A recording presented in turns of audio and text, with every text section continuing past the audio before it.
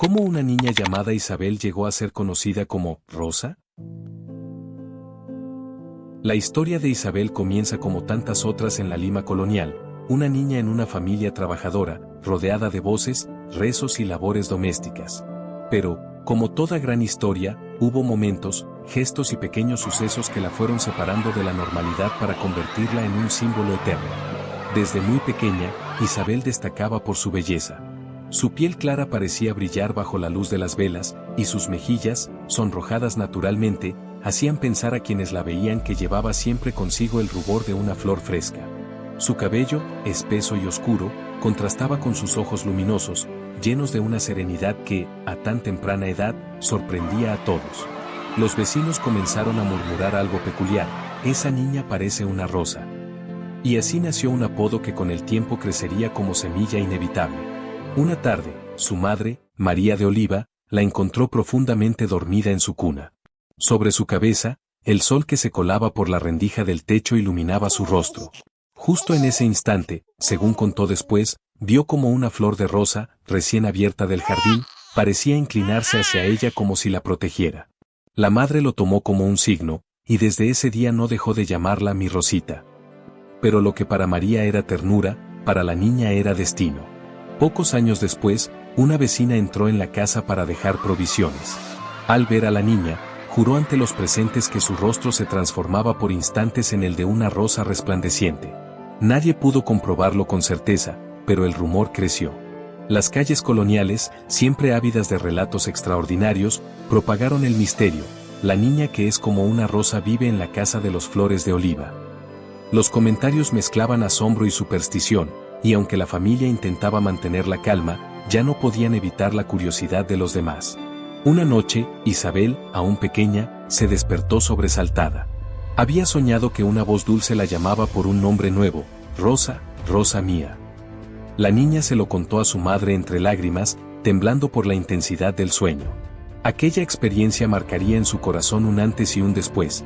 Ya no era solo un apodo casual, sino una vocación revelada en la inocencia de la infancia. El padre, Gaspar Flores, un soldado de oficio, no estaba convencido. Para él, la niña debía crecer como cualquier otra, sin tanta atención innecesaria. Una noche, en medio de una cena sencilla, levantó la voz y dijo: basta de llamarla Rosa. Su nombre es Isabel, como fue bautizada, y así será. El ambiente en la casa se volvió denso. La madre guardó silencio, la niña bajó la cabeza. Pero al día siguiente, cuando la pequeña salió al patio a jugar, una vecina la saludó con cariño. Buenos días, Rosita. El nombre, como una sombra inevitable, volvía a ella una y otra vez. Con el paso de los días, incluso el propio padre fue rindiéndose al destino. Isabel era, para todos, Rosa. Y aunque aún no lo sabían, aquel nombre que nació entre susurros, visiones y sueños, se grabaría en la historia como uno de los más venerados de América.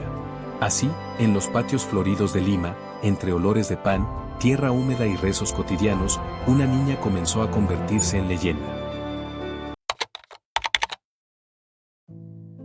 La ciudad de Lima dormía bajo el manto de la noche. Era 1593, y un silencio inquietante recorría las calles empedradas, roto apenas por el ladrido distante de los perros y el crujir de las puertas de madera al azotar el viento del Pacífico. La humedad impregnaba el aire, haciendo que cada piedra pareciera sudar bajo la luna. En la casa de los Flores de Oliva, la rutina nocturna estaba marcada por la penumbra de lámparas de aceite. El patio interior, con macetas de geranios y rosales, se convertía en un refugio fresco donde los aromas se mezclaban con el olor a cera derretida. Los murmullos de las oraciones se elevaban como ecos en la oscuridad.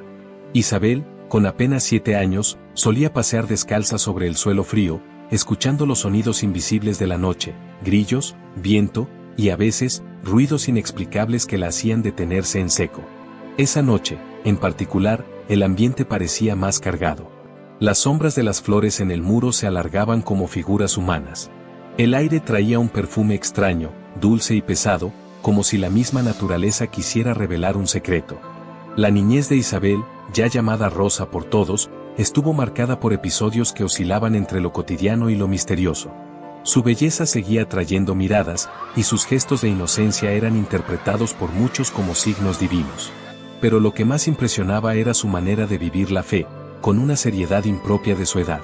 Mientras otras niñas jugaban con muñecas de trapo, Rosa prefería sentarse bajo los rosales, contemplar el cielo y murmurar oraciones aprendidas de su madre. Desde muy temprano, mostraba un desapego hacia los adornos y las comodidades, algo que inquietaba a su familia. Sin embargo, esa espiritualidad temprana estaba rodeada de momentos extraños, casi sobrenaturales, que parecían anunciar un destino mayor. Cierta noche, mientras la madre entraba a la habitación para acomodar las sábanas, vio a su hija dormida con un resplandor tenue en la frente, como si una estrella se hubiese posado sobre ella. El brillo desapareció al instante, pero la madre quedó temblando, convencida de que era una señal de Dios. A los 8 años, Rosa fue sorprendida mirando su propio reflejo en un pequeño espejo de metal. Una amiga de la familia le dijo: «Eres tan hermosa, Rosita, que un día serás la dama más admirada de Lima». La niña, asustada por esa vanidad, arrojó el espejo al suelo y lo rompió. Con lágrimas en los ojos murmuró: «No quiero que me alaben, solo quiero que me olviden y que me vea Dios».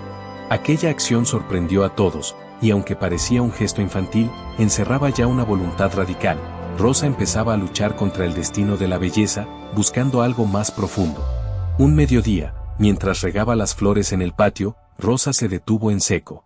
La niña, inquieta, miró al cielo y juró haber escuchado un susurro invisible que le llamaba por su nuevo nombre, Rosa. La experiencia la dejó en estado de recogimiento por días. Desde entonces, cada vez que estaba sola, sentía que alguien la acompañaba, como una presencia invisible que la vigilaba entre las sombras. El padre, preocupado por los rumores crecientes, reprendió a Rosa con severidad. «No alimentes esas fantasías», le dijo con voz firme. «Los sueños y las visiones no son para una niña». Pero Rosa, con la calma de alguien mayor que su edad, respondió: «Padre, yo no elijo lo que ocurre. Solo escucho lo que se me da». El hombre quedó en silencio, sorprendido por la seguridad de su hija. Desde ese instante, aunque intentó reprimirla, comprendió que había algo más grande en ella, algo que escapaba de su autoridad. Los vecinos empezaban a ver a Rosa no solo como una niña hermosa, sino como alguien tocada por un misterio. Cada historia, cada rumor, la rodeaba de un aura inquietante. Para algunos era un don divino, para otros, una exageración peligrosa. Lo cierto es que Rosa, aun siendo una niña, había decidido que su vida no sería común. La lucha contra la vanidad, el desprendimiento de todo adorno y las voces invisibles que la acompañaban eran apenas el comienzo de un destino que, tarde o temprano, estallaría en toda su grandeza.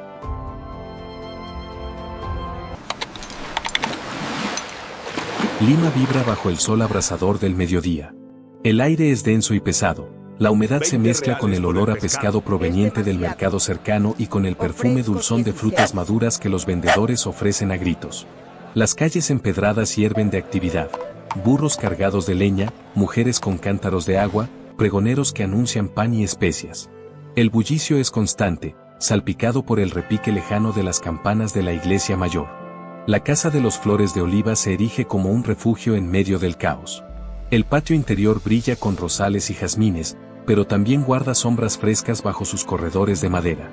Allí, el olor a tierra húmeda se mezcla con el de las hierbas medicinales que la madre guarda en pequeñas bolsas colgadas en las paredes. En esa misma casa, Isabel, que todos llaman ya Rosa, ha cumplido 10 años. Su mundo se divide entre la inocencia de la niñez y la intensidad de una vocación que comienza a forjarse como hierro al rojo vivo. A esa edad, Rosa ya no era vista como una simple niña. Su entorno comenzaba a reconocer en ella un carácter firme y extraño, casi adulto. Se notaba en su manera de hablar, en la madurez de sus decisiones y, sobre todo, en los gestos de austeridad que no correspondían a una criatura tan pequeña. Los rumores sobre su nombre se habían transformado en convicción. Nadie la llamaba Isabel. El apodo había dejado de ser diminutivo para convertirse en una identidad sólida, Rosa de Lima. ¿Pero cómo se consolidó aquel cambio? La respuesta se encontraba en una serie de sucesos que marcaron el rumbo definitivo de su vida. En el patio de la casa había un pozo de agua clara, profundo y silencioso. Una tarde, mientras Rosa ayudaba a su madre a llenar cántaros, se inclinó para mirar dentro. Lo que vio la dejó sin aliento, su reflejo no era el de siempre. Su rostro parecía adornado con pétalos luminosos, como si la naturaleza misma la hubiera coronado. Asustada, apartó la mirada y cerró los ojos. Cuando volvió a mirar, solo estaba allí su reflejo común. No dijo nada, pero desde aquel instante evitó acercarse demasiado al pozo. Sentía que aquel espejo líquido le revelaba más de lo que estaba preparada para aceptar. Algunos vecinos, que escucharon la historia de labios de un hermano curioso, comenzaron a decir que el agua bendecía a Rosa con visiones. Otros pensaban que eran fantasías infantiles. Pero ella, en silencio, lo guardó como un secreto sagrado. En el mismo jardín, otro suceso la marcaría. Una mañana de verano, mientras recogía flores, una abeja se posó en su mano y la picó con fuerza. El dolor fue intenso, y su dedo comenzó a hincharse. Cualquiera hubiera llorado o buscado remedio de inmediato. Pero Rosa, en cambio, contempló la picadura con serenidad y dijo: «El dolor es pequeño cuando se ofrece a Dios». Su madre, al escucharla, quedó sobrecogida. Aquella frase, salida de labios de una niña, parecía demasiado profunda. La abeja se convirtió en un símbolo secreto en la familia, el aguijón del sacrificio aceptado con paciencia y amor. El ambiente en la familia se tensaba. La madre veía en Rosa signos de predestinación. El padre, en cambio, temía que su hija fuera objeto de burlas o de exageraciones peligrosas. Una noche, durante la cena, la discusión estalló. «No podemos dejar que esta niña viva como una monja antes de tiempo», tronó el padre, golpeando la mesa. «Gaspar», replicó la madre, «no es capricho. Es algo más fuerte que nosotros». Rosa, en silencio, escuchaba. Entonces, con voz serena pero firme, interrumpió: «No me llamen Isabel. Ese no soy yo. Yo soy Rosa. Y así me ha llamado Dios en mis sueños». El silencio cayó como un manto sobre la mesa. Nadie se atrevió a replicar. En ese momento, la niña había declarado su identidad con una fuerza imposible de ignorar. A partir de aquel episodio, incluso el padre cedió. Nunca más volvió a llamarla Isabel. El nombre Rosa se convirtió en definitiva marca de su destino, aceptada tanto por la familia como por los vecinos. La niña que había sido apodada por su belleza ahora asumía el nombre como un llamado divino. Y con ese nombre, empezó a caminar hacia una vida de sacrificio, visiones y lucha espiritual. En las calles húmedas y perfumadas de Lima, entre pregones, risas y susurros, nació una figura destinada a trascender siglos. Isabel había quedado atrás. Rosa de Lima había comenzado a existir.